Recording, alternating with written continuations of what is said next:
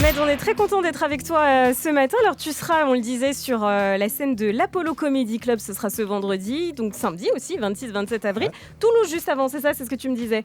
Ouais, Toulouse aujourd'hui. Il n'y a pas que des dates à Paris en fait. Ouais, on va bouger un petit peu, on va aller voir la France. Sur le communiqué de presse qui présente ton spectacle, alors on peut lire ça. Longtemps, Ahmed Sparrow se voyait faire une carrière dans le football, mais comme une sombre histoire de ligaments croisés l'a empêché de devenir le futur Zidane, il choisit naturellement de se tourner vers la comédie. C'est vrai ou c'est une vanne ça? C'est une vanne. Mais... c'est la classique des ligaments croisés. Non, mais en vrai, j'ai fait du foot longtemps dans ma vie, mais j'avais pas le niveau pour être pro, tout simplement. Tu jouais où sur le terrain? Milieu de terrain. Au milieu de terrain. Un poste d'arabe que je fais. Dans ton spectacle, t'aimes bien rigoler des clichés avec les gens et tout. Limite, j'ai l'impression que c'est là où tu prends le plus de plaisir. C'est vrai ou pas? Moi, j'aime déconstruire les clichés en fait. C'est ça qui me fait kiffer. En vrai, j'aime bien. Parce qu'en France, on arrive à une période, même au niveau mondial, tu vois, où c'est un peu, tout est un peu touchy, tu vois. C'est vrai. Beaucoup de sujets sont un peu touchy, et moi, je suis de l'école où on peut rire, tu vois. On est d'accord. On se détend. Si on blesse pas, venez, on rigole, tu vois, avec respect bien sûr. Et voilà, moi j'aime ça, j'aime rire des clichés. Ouais, je te trouve très bon là-dedans. Et ça va, tu t'en sors dans cet exercice? T'es pas parfois un petit peu en fonction de l'actu? Parce que tu réagis beaucoup à l'actu aussi. Hein. Ouais, je réagis beaucoup à l'actu, mais en fait, je suis à la scène comme je suis à la vie, tu vois. Comme je suis dans la vie, tu sais, le fait de pouvoir rire des clichés, moi je ris de tout. Je vais rire des juifs, des arabes, des noirs, des asiates, parce que c'est des communautés que je connais. Enfin, je suis quelqu'un de très ouvert. C'est des gens que j'ai rencontrés au fur et à mesure dans ma vie, dans mon parcours. Et en fait, on est tous... Il y a un truc qui nous relie tous, en fait. C'est qu'on est, en vrai, on est tous des gens, je pense, bien de base. Ouais. Et si on rigole, c'est cool. Et il y a des mecs et des meufs dans ton public. Ouais. Et j'aime bien parce que souvent, tu vas prendre le mec. Tu dis que les mecs, ils parlent plus ou ils sont plus... C'est vrai ça? Le mec lâche plus de dingueries que les meufs dans ton public? En fait, moi, j'ai une position après avantageuse pour moi. Je suis sur scène. Quand je leur parle, ils sont un peu, tu vois... Ils sont un peu déstabilisés, tu vois. Donc quand je leur pose des questions, moi j'en joue de ça, je le sais, tu vois. Et je sais que en accélérant mes questions, leurs réponses vont être un peu bancales. Et moi, j'attrape les réponses. Moi, je ne banne jamais le physique des gens, parce que pour moi, on est tous des humains, c'est pareil. Mais en fonction de tes réponses, j'aime jouer de ça. Moi, c'est les réponses. Moi, j'aime, entre guillemets... moi, ce que j'appelle, moi c'est mon expression, j'aime bien les yeux proches. Tu vois, c'est des gens un peu teubés, mais pas teubés en fait. Non, mais tu vois ce que je veux dire. Et moi, moi, c'est vraiment ma manière de faire, c'est que moi, quand je vais rigoler avec des gens dans la salle, il faut qu'on rigole tous ensemble. C'est-à-dire que t'as l'impression que les gens dans la salle, ils se connaissent à la fin du spectacle. Grave. Tu vois, moi, c'est ce que je veux. Je veux que ça fédère et qu'à la fin, on se dit putain, cool, et qu'ils se croisent à la fin du spectacle. Oh, c'était super, alors que le mec, il était juste spectateur, tu vois. Mais que les gens ont l'impression de se connaître. Et parce que, comme je dis, si on peut rire de tout. On peut vivre ensemble, quoi, c'est cool. Est-ce que tu te décrirais comme un artiste engagé ou pas, justement, quand tu dis que tu peux rire de tout et que tu parles beaucoup d'actu? Socialement, ouais. Parce que le social, ouais, ça me touche, c'est quelque chose qui me touche. J'ai beaucoup bossé dans le social aussi, mais engagé, je sais pas ce que c'est un artiste engagé. Moi, je dis ce que je pense, ce que j'ai envie de dire, et après... les gens, ils le prennent comme ils veulent le prendre. Tu es un habitué des salles de stand-up. Tu te produis souvent au Paname. C'est un peu le centre de formation de l'humour et du stand-up en France. Alors, pour ceux qui ne connaissent pas, c'est une petite salle. Combien de places à peu près? C'est 80 places, un comedy club. 80 places, tu descends, c'est une espèce de cave. Mais très chouette, très cool. Et toi, c'est une atmosphère que tu apprécies particulièrement, plus que les grandes salles? J'aime la proximité avec le public. Ouais. J'aime la proximité avec le public, pouvoir échanger à la fin aussi avec le public, boire un verre, c'est très chill. Par exemple, là, hier soir, je joue, il y a Gad qui arrive, on est très proches. On joue, je l'annonce, les gens ils croient pas, tu vois. Je dis bon, il y a un jeune humoriste qui va monter sur scène, fait du bruit pour Gad Elmaleh, ils y croient même pas. Ils sont là, ils voient Gad et ils ont payé 20 €, ils voient Gad Elmaleh, et ils ont dit c'est tout bénef pour eux. Et à la fin on monte avec Gad, on parle de blagues, on discute, on rigole, c'est chill, c'est cool. Et moi j'aime ces ambiances-là, tu vois. Les comédie clubs, et après pas que le Paname, mais il y a plein d'autres comédie clubs dans lesquels je joue.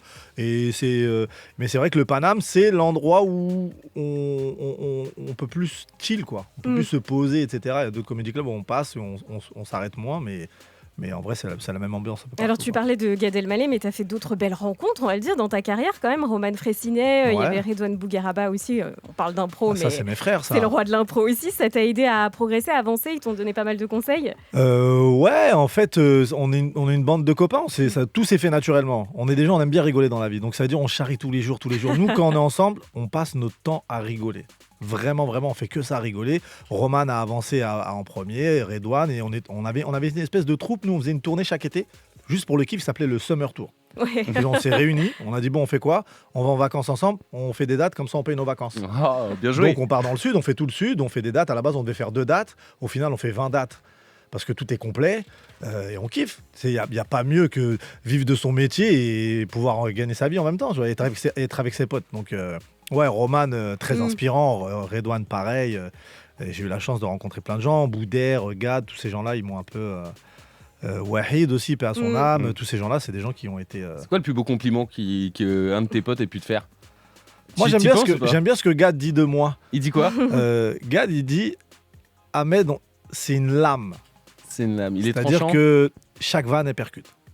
Et il est beau. admiratif de ça. Et moi, quand je vois Gad qui me dit ça, tu sais, je suis comme un fou. Parce qu'en vrai, moi, Gad, il m'a donné envie de monter sur scène. Je regardais tous ses spectacles. Et maintenant, il m'appelle. Il me dit, il m'appelle pour me demander, tu penses quoi de cette vanne? Tu vois ce que je veux dire? Donc, je me dis, waouh, c'est incroyable le parcours quand même. Et tu as fait une apparition aussi dans la saison 9 du Jamel Comedy Club, notamment donc, aux côtés de Fari et Alban Ivanov.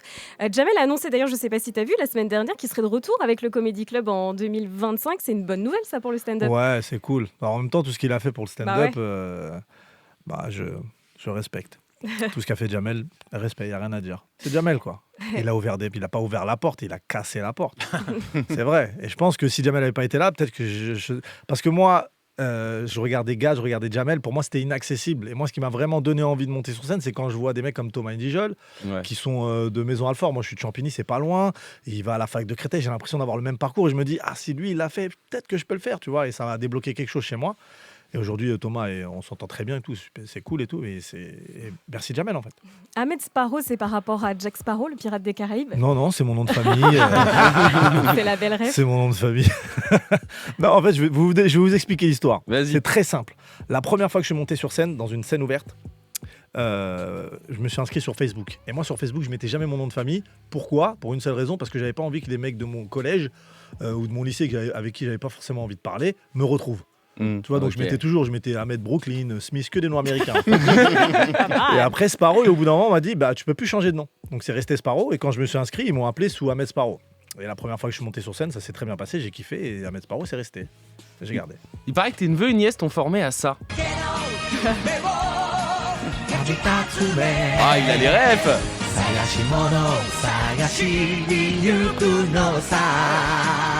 T'es chaud, One Piece, t'es chaud. Un grand fan. Alors, grand fan? Ouais.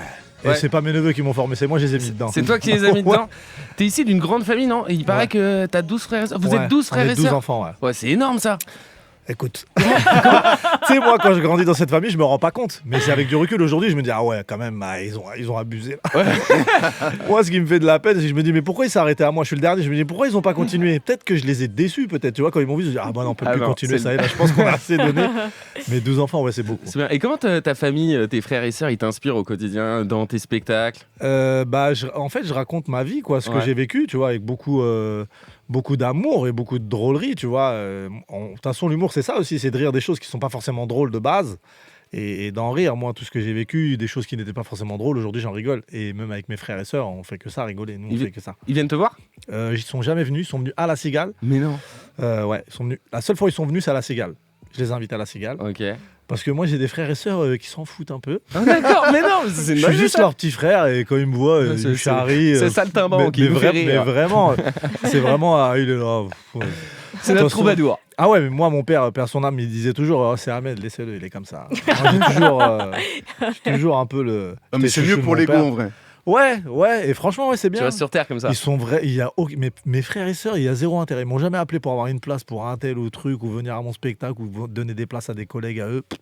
Ils s'en foutent complet. Trop bien, je souhaite que ça dure le plus longtemps possible. Ils sont venus à La Cigale, j'avais 20 invitations. La Cigale, c'est 900 et quelques places. J'avais 20 invitations et j'avais pas assez de place pour toute ma famille, tu vois. Ouais, normal. Parce que moi, j'ai mes belles-sœurs, mes beaux-frères, Oh là là, faut faire un choix là. Donc j'ai trié, j'en ai laissé sur le carreau, ils l'ont mal pris. Ils l'ont mal pris, hein. Ils l'ont mal pris. Il y a quelques semaines, on recevait à ta place l'humoriste Boudère. Tu as d'ailleurs tourné avec lui dans le téléfilm de TF1 Le Nounou. Ouais. Comment tu t'es retrouvé dans ce projet? Boudère, c'est comme mon grand frère. Vraiment, là, on était ensemble au Brésil. C'est vraiment. Déjà, c'est un des humains qui me fait le plus rire dans la vie. Il est incroyable, il est exceptionnel, beaucoup d'amour. Ouais, c'est vrai. Il donne des bons conseils. Moi, quand il m'appelle, j'avais tourné dans son film. Il avait fait un film qui s'appelait le Grand Cirque. J'avais tourné dedans. Moi, quand il m'appelle Boudère, je dis oui. Moi, je suis pas le cinéma, je refuse beaucoup, mais quand c'est Boudère, j'y vais. Donc pour le Nou, il m'a appelé, j'y suis allé. Ça a cartonné. On est très contents. Il y a d'autres épisodes qui sortent. Il m'a remis dedans un meilleur rôle, donc c'est cool. Quoi. Ouais, une carrière dans le ciné alors. Pourquoi pas? J'aimerais bien réaliser, donc pourquoi pas? Ah oui. Ahmed Sparrow est notre invité ce matin si vous avez des questions. Ahmed, dans ton spectacle que l'on a eu la chance de voir, tu parles beaucoup d'actualité, tu parles d'Emmanuel Macron, des réformes, etc. Est-ce que dans le contexte actuel, vu le contexte géopolitique, est-ce que c'est pas un petit peu un terrain clivant? Parce que tu as bien vu que Guillaume Meurice a été convoqué par la police suite à une blague, même si aujourd'hui les poursuites elles sont abandonnées. Comment tu gères tout ça, toi, cette période? Alors, Joker. Un beau silence. Hein. Non, mais pas plus tard que hier, tu as partagé en story sur la Russie. Tu as fait des blagues sur la Russie. Donc, ouais. Très drôle d'ailleurs. Ouais, mais parce qu'en fait, je me dis qu'à un moment donné, c'est notre métier, faire des blagues, quoi. Ouais. Après, même si le sujet est sérieux, si on arrive à avoir le bon angle et que les gens rigolent, c'est cool. Mhm. Je me dis que moi, c'est ma manière de traiter ces sujets-là. C'est en faisant des blagues et d'essayer d'avoir le meilleur angle sans blesser des gens, sans offenser des gens, tu vois. Mais ouais, j'ai fait des blagues sur la Russie. J'en joue de ça. Mais après, je parle beaucoup de la France parce que c'est mon pays, tu vois. Sûr. Et je fais ce petit comparatif entre les traitements qu'on donne aux terroristes en France et en Russie, quoi. Qui sont deux visions complètement différentes. Mhm. Et il y a des limites peut-être que tu te fixes? Si ça blesse des gens, je le fais pas. Mhm. Ouais. Tout ce qui blesse des gens, tout ce qui est sexiste, raciste, homophobe, tout ça, je le fais pas. Si ça blesse des gens, ça m'intéresse pas. Mhm. Au contraire, je veux que les gens rigolent. Mhm. Plus le côté rassembleur, quoi, comme tu Ouais, disais faut tout à que l'heure. ce soit fédérateur. J'ai grandi comme ça, moi. J'ai grandi au milieu de tout le monde, avec de tout. J'ai été élevé par ma mère, ma voisine.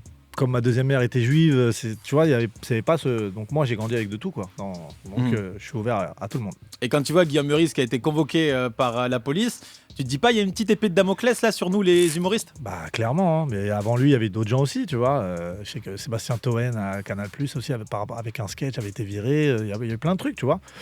Ouais, c'est compliqué. C'est pas la meilleure époque pour les humoristes, mais je pense qu'on peut encore dire beaucoup de choses.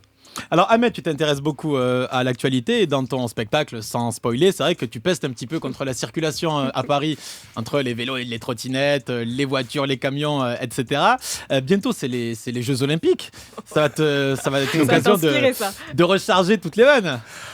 Ah bah moi, comme je dis, hein, on va bien rigoler. Oui. Ah bah on va bien rigoler. Les Jeux Olympiques, quand les touristes ils vont arriver, ils vont comprendre. Parce que nous, on sait. Parce que nous, on sait. C'est ça le truc, c'est qu'on sait. Ils vont comprendre. On a vu la finale de Ligue des Champions au Stade de France, comment ça s'est passé. Imagine toute une compétition. Avec Thierry Henry qui avait prévenu. Ah, il avait prévenu. Titi, grand monsieur. Tu t'y intéresses aux Jeux Olympiques d'une manière génère, au sport J'aime le sport en général. Ouais. J'aime beaucoup le sport. Donc le basket, naturellement. Le basket. Le tennis, j'adore le tennis. Le foot, forcément. Après, d'autres sports. Oui, après, avec les têtes d'affiche. Je m'intéresse, je regarde, ouais, mais je sûr. sais pas. Après, les Jeux Olympiques, j'aime bien. Après, je suis plus athlète. Et natation, j'aime bien les compétitions de natation, parce qu'on a toujours des Français très performants. Donc, c'est cool. Mais ce qui est marrant, excuse-moi, hein, mais ce qui est marrant aux Jeux Olympiques, c'est. Moi, au début, tu sais, quand tu regardes à la télé les JO, tu comprends pas. Parce que tu vois, ils te montrent une discipline. Et en fait, tu vois que les épreuves, elles sont toutes en même temps dans le stade. Ouais. C'est-à-dire, toi, tu es au stade, il y a 8 épreuves. Ouais, tu regardes qui? Je me suis Et déjà c'est pour fait ça la qu'ils se mettent à réflexion, en vrai. applaudir, les mecs. Parce que ça veut dire, je vais courir là. Ouais, donc, C'est vrai. donc c'est bien ce que disait Vivi, ça va t'inspirer, quoi. Ah bah Ah ouais, ouais, il y a plein forcément. de vannes à faire, Ah là, oui. clairement. Alors Ahmed, toi t'es pas du genre à éluder les sujets et actuellement c'est vrai que dans le milieu du stand-up, il y a le MeToo stand-up qui est apparu dans le milieu. Alors très récemment, il y a la patronne de la Nouvelle Scène qui s'appelle Jessie Varin. Donc la Nouvelle Scène, c'est un théâtre à Paris qui a établi une charte pour lutter contre les violences sexuelles et sexistes dans les comédie clubs. Voilà, c'est une charte pour lutter contre les violences, les harcèlements sexistes et sexuels avant, pendant et après les représentations. Est-ce que dans le milieu des humoristes et du stand-up, c'est un sujet actuellement, c'est un sujet qui est installé, vous en parlez Ouais, totalement. Bien sûr, c'est complètement d'actualité. Je trouve que cette charte, c'est une bonne chose. Tu vois, moi, je pense que quand la parole se libère, ça fait avancer les choses et c'est très bien. Je pense que tout le monde doit faire attention à son comportement. Il y a du respect à avoir et il y a des règles à respecter, comme toute vie en société en fait. Parce qu'en fait, il y a certaines affaires qui sont graves, voilà, des affaires de viol, d'agression sexuelle, mais aussi, et c'est un vrai sujet, par exemple, c'est vrai que parfois il y a des plateaux d'humoristes où il y a une seule femme ou deux femmes. Et c'est vrai que parfois elles sont un peu, alors je dirais pas maltraitées, mais voilà, on les prend un peu de haut, on les met un peu sur le côté. Est-ce que tu l'as déjà vécu, toi, ça? Est-ce que tu as déjà assisté à ça, à cette angoisse du syndrome qu'on appelle le syndrome de la Schtroumpfette, tu vois? Il y a une... Je connaissais pas. Ah, tu connaissais pas? Voilà, Non, mais voilà. En fait, c'est connaissais une femme, voilà, parmi beaucoup d'hommes. Est-ce que je l'ai déjà vécu? De mémoire, non. Moi, de toute façon, je suis pour qu'il y ait un maximum de femmes, mais je pense que c'est une bonne chose. Je peux parler qu'en mon nom. Bien sûr, tu parles en ton nom. J'ai 6 sœurs. Ouais. J'ai une très bonne éducation. Ouais.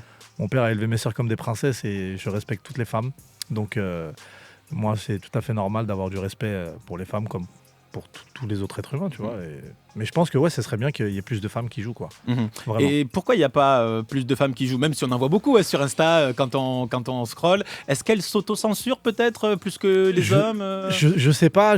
Peut-être qu'il y a aussi une peur aussi, le fait de voir beaucoup d'hommes entre eux. Tu sais, c'est très, tu sais, les hommes entre eux, ça charrie beaucoup. C'est très, c'est beaucoup de testostérone, tu vois. Donc je sais pas, mais je sais que au Paname, comme au Sarfati, c'est des comédie clubs, en tout cas, qui essayent d'avoir le plus de femmes possible. Après, je sais pas comment ils gèrent leur programmation, etc. Mais je sais qu'au Paname, par exemple, nous, on est partis au Brésil, il y avait Marine Leonardi, qui est une très bonne comédienne. Moi, j'ai beaucoup d'amis stand-upeuses. Dès que j'ai des plans, par exemple, on me propose des plateaux. À chaque fois, j'ai des noms que tu sais, des proches, quoi. Et toujours, il y a des femmes. En tout cas, moi, je propose toujours des femmes. Et donc, voilà, quoi. Mais je comprends qu'il y ait moins de femmes, ça je le vois, c'est un fait, mais je peux pas t'expliquer la raison exacte parce que j'ai pas le... Laurie Perret, elle disait que c'était parce que en fait, mais elle était venue, elle était à ta place il y a pas si longtemps, on l'avait reçue il y a quelques mois. Elle m'a envoyé un message récemment, elle m'a dit c'est quand on fait un paddle? J'ai dit t'as d'autres choses à me dire, toi. Elle nous disait justement qu'il fallait prouver 2 fois plus quand on était une meuf dans ce milieu. C'était vraiment dur. Je sais pas. Tu l'as pas, ouais. Je sais pas. Je sais pas. Moi, ma vision de l'humour, c'est toi et le public. Voilà. Après, le milieu, moi, je m'en fous complètement parce que moi, je joue pour le public et le milieu, j'en ai strictement rien à foutre. Ouais. Voilà, c'est toi et le public. Voilà. Alors Ahmed, ce qui est certain, c'est que ces dernières années, il y a une hyper-inflation des humoristes. Il y en a beaucoup et c'est très bien comme ça. Il y a Fabrice Eboué qui vient aussi de Champigny, comme toi. Il vient de Nogent-sur-Marne. Ok, bon, ça reste le 9-4. Ça reste dans le 9-4, effectivement. Donc Fabrice Eboué. Exactement. Fabrice Eboué. Je l'aime beaucoup, Fabrice. Oui. Eh ben, écoute un peu ce qu'il a dit, Fabrice Eboué. Donc, c'est un grand nom du stand-up naturellement. Il dit que c'est facile de percer. Depuis, il y a un petit débat sur les réseaux. Aujourd'hui, tu peux être ce que tu veux. Toi, ta secrétaire, agriculteur, médecin, machin, etc. T'as un peu l'habitude de parler en public. T'as un bon 8 minutes, je mens pas. Tu réussis à écrire 8 minutes. Tu prends tous tes potes du coin, n'importe qui a des potes rigolos, tu sais parler 8 minutes. Tu peux, si t'es malin, dans 1 an, gagner 8000 balles par mois. Juste avec tes 8 minutes. Tu fais la tournée des popotes, c'est-à-dire de tous les comédie clubs, machin, etc. Tu fais quelques festivals, machin. Tu prends tes 8000 balles pendant 2 ans. Alors, est-ce que c'est facile de percer, et ce qui expliquerait qu'il y a beaucoup d'humour? Bah moi j'ai 1 heure, je gagne pas 8000 balles, donc je sais pas. Faut qu'il me donne l'astuce. Mais c'est vrai qu'aujourd'hui, c'est plus facile de pouvoir vivre. Moi, il y a un truc que j'appelle les fonctionnaires. C'est-à-dire que c'est des gens, ils ont un passage, ils jouent dans plusieurs comédie clubs, ils ont leur cachet, à la fin du mois, ils arrivent à avoir 2000 €, pouvoir vivre, payer leur loyer, en travaillant très peu finalement. Parce que tu joues dans les comédie clubs, tu joues 5-10 minutes par-ci par-là, tu as joué 30 minutes dans la soirée et tu gagnes 2000 € à la fin du mois. Sur ça, il a totalement raison. Après, moi, comme je dis, on se le dit beaucoup, nous, avec Roman, Gad, quand on en parle, c'est une course de fond. Le tri se fait naturellement. C'est que on peut pas tricher toute une carrière. Je pense que le tri se fait naturellement, et c'est à la fin qu'on voit, à la fin de la course, qu'on voit qui est encore là, quoi. Qui a gagné. Redon Bougaraba disait il faut 10 ans pour être connu du jour au lendemain. Ouais. Je sais pas si c'est une phrase de lui, hein.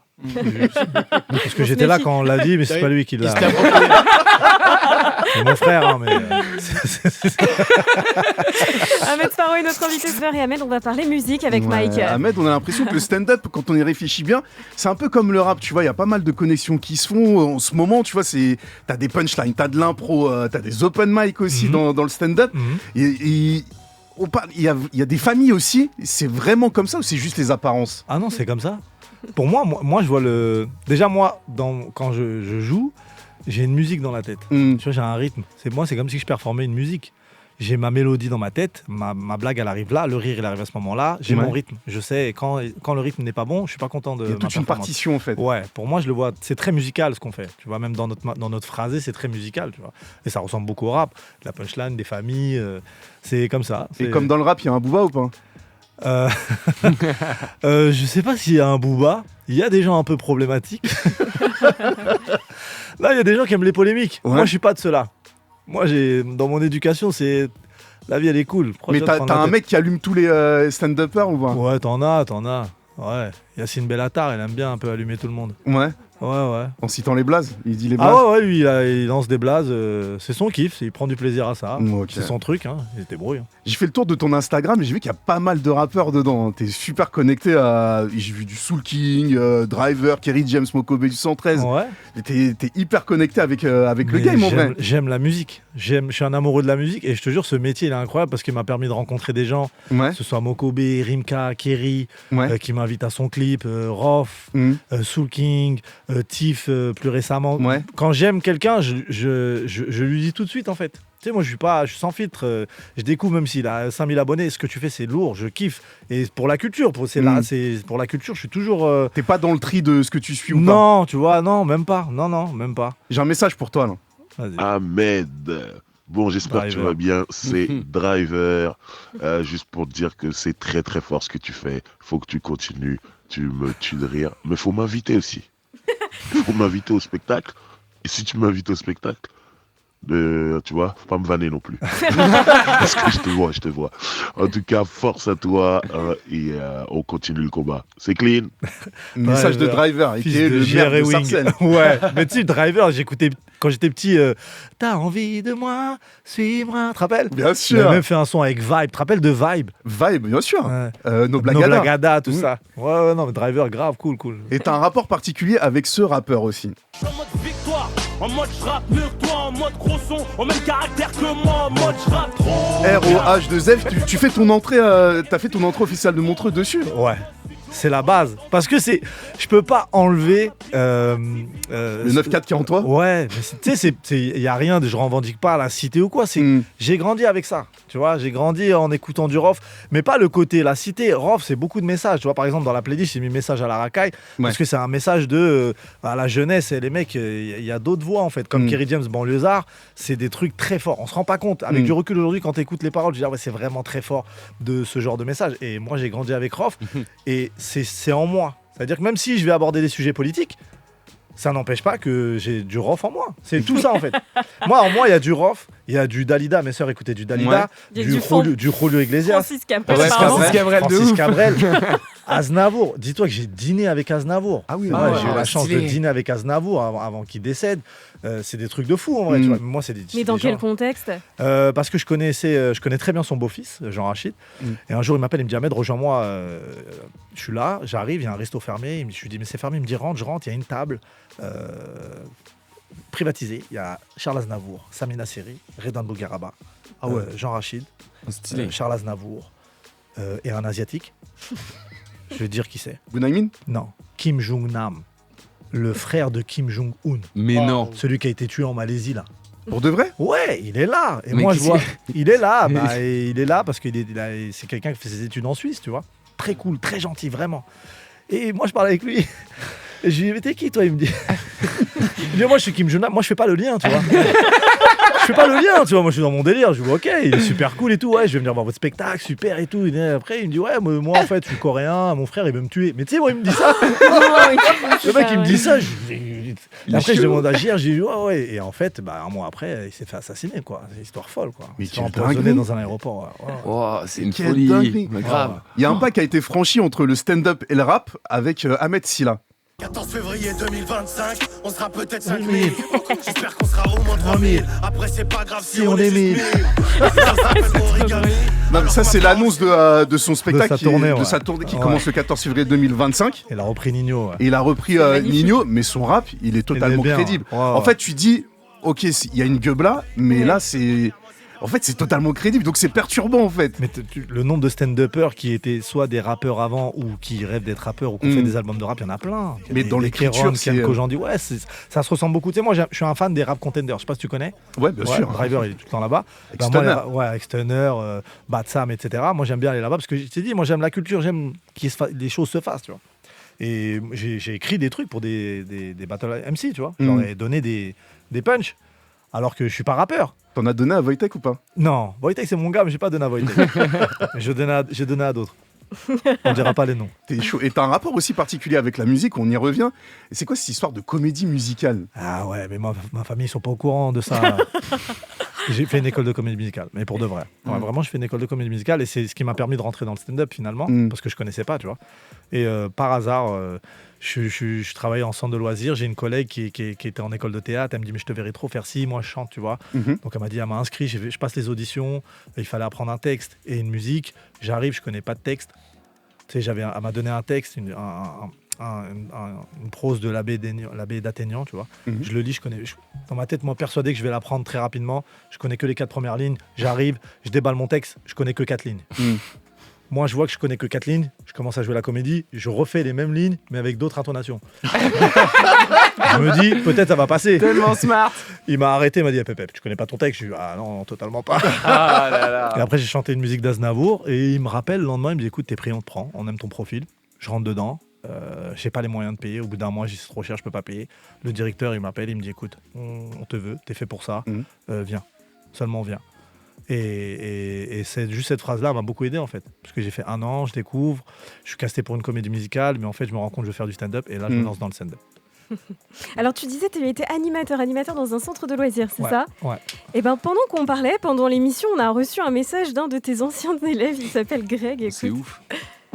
Ouais, salut Ahmed, j'ai une petite question pour toi. Je voulais savoir comment t'es passé de animateur au centre aéré de Eugénie Cotton à Champigny à humoriste. Parce que je me rappelle quand t'étais mon animateur, t'étais drôle et t'aimais bien nous vanner un petit peu. C'est pas vrai. C'est à cause de vous que je suis devenu humoriste. C'est vrai? Vous avez niqué ma vie. Pourquoi? Tu t'entraînais déjà à l'époque Non, où il mais t'inspirait beaucoup Tu sais, moi j'étais cet enfant qui adorait les animateurs cool. Ouais.